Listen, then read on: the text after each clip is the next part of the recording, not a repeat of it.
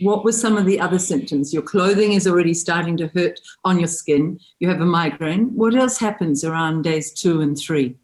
2 and 3, I just felt awful. I felt like I was coming down with something. Headachy, obviously, but I was lethargic and there was no motivation for anything. And I thought, well, no, this is normal. They told me that, I'm probably going to feel a bit off and this is normal. It's fine. And I just kind of, I don't know, just sort of thought, well, I'll just suck it up and deal with it and it'll be fine in a couple of days. But then came day. How many Kiwis say that? This incredible Kiwi bravery that is now working against us, which is I'll suck it up and I'll bear it. I think now we need to spit it out and speak about it, actually. But brave woman, so you did that. And then day 4, something big happened. Yeah, day 4 was unbelievable. And if this hadn't happened, I wouldn't be putting what I'm going through now to this, I wouldn't be putting it all together like I have. Day 4, do you mean you wouldn't be connecting it to the jab? No, not at all. So day 4, I woke up and turned over in my sleep and just was woken up. I can't even explain the pain. It was from top to toe. It was everything hurt, muscles, joints, any movement was just like electric pain. Sorry, getting upset. You don't have to apologize, Victoria. This is electric pain. You mean sharp jabs of pain?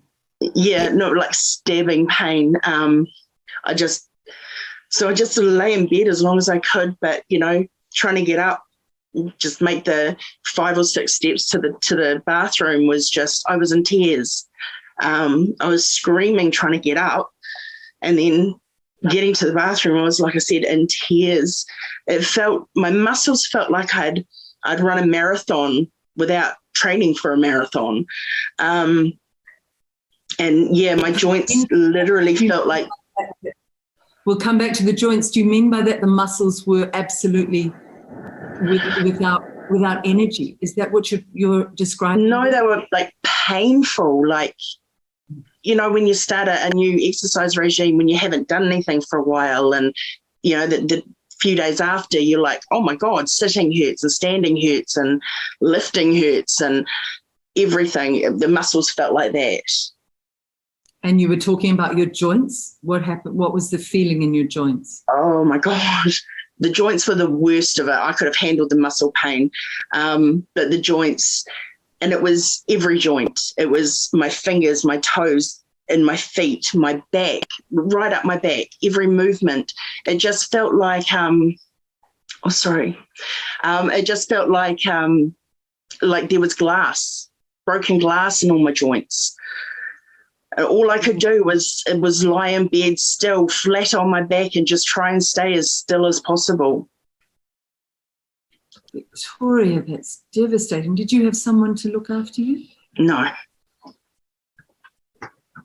Oh, Victoria, I'm so sorry to hear this. And was lying still, was that, you must have felt so, what did you feel on that day 4? What did you feel? Scared. I was really scared that this might, because no one had said anything. No one had ever said that this was a side effect. And I was there just scared, like, what if it doesn't come right? What if this is it, But, okay, so that lasted for about a day and a half. By about the second half of. Victoria, did you have neighbours who could come in or people that you could reach out to? Yeah, I do, but I was just I'm too independent for my own good. But yeah, I mean, you lasted a day and a half in that sort of pain and fear. Yeah, I mean, and God, you must be so brave. You must be so brave. You do what you got to, I just again thought just get through it, just hope for the best and just get through it.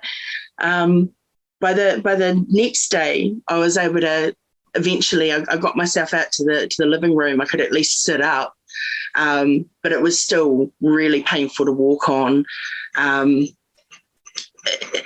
It did. I don't want to say it came right. It got better, probably about 80% of what I had been. My knees and my ankles, my hips and my back were still quite painful. But I just noticed over time, over like the next, say, month, I think it was, that it wasn't getting better. And in fact, there were days where it was really, really painful to walk, you know. Yeah. At what stage did you reach out to the medical profession, to your doctor or to a hospital? At what stage did you report this? Where did you? I did report it to CALM.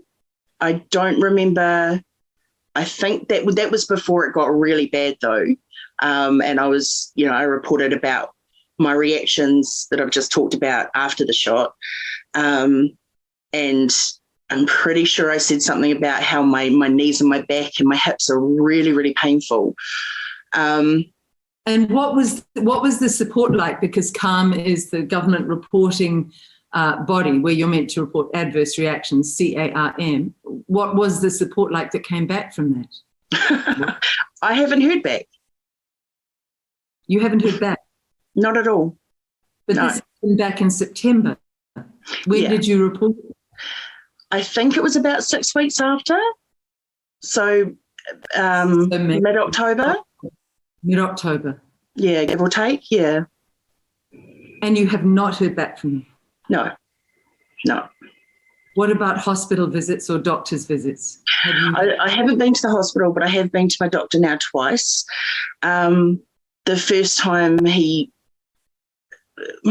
didn't know how he was going to react to me saying, I think it could have been from this, and here's why. But he seemed to be okay. He sent me for some blood tests for like inflammatory markers, but didn't sort of offer any other sort of anything. But he seemed okay with it. I've been back since, but he's, I know I'm quite hurt by sorry. You don't have to. This is someone that's been in my life since I was 15 years old. And I thought I could trust him. Yes. But he turned around and told me that, it probably wasn't this because, my symptoms aren't like anyone else's that he's heard of. And I sort of turned around to him and said, well, no, you're wrong. You don't know what you're talking about because there are other people like myself that have got these joint pains and these, that they're suffering as much as I am, more. And what did he say to that? Well done, standing your ground.